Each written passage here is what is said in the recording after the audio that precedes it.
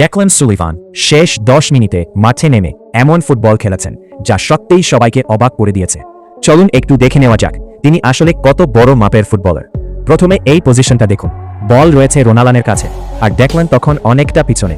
দূরত্বটা খেয়াল করুন, কিন্তু ডেকল্যান সঙ্গে সঙ্গে বুঝে ফেলেছেন রাইট উইং পুরো ফাঁকা, তাই মুহূর্তের মধ্যেই তিনি দ্রুত ডি বক্সের দিকে উঠে গেছেন।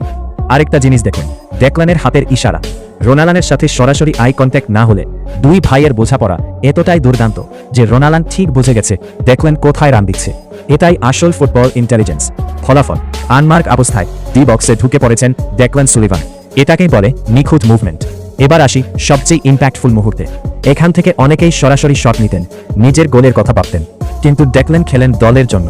তিনি নিজের ঝুঁকি না নিয়ে আরও ভালো পজিশনে থাকা সতীর্থকে বল বাড়িয়ে দিয়েছেন যাতে দল গোল পায়।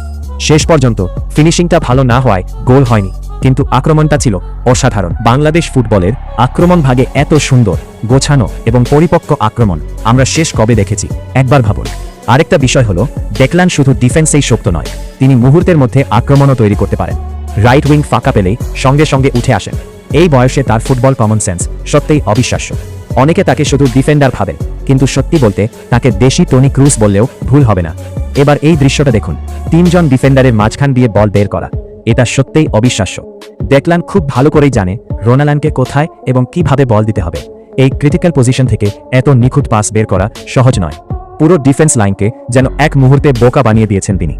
যদি শেষ পর্যন্ত গোলকিপারের দুর্দান্ত সেভে গোল হয়নি, তবু ডেকল্যানের কাজ ছিল অসাধারণ। সত্যি বলতে অসাধারণ, অসাধারণ, অসাধারণ। শুধু একবার ভাবুন, এই দুই ভাই যদি পুরো 90 মিনিট একসাথে খেলেন তাহলে কি হতে পারে।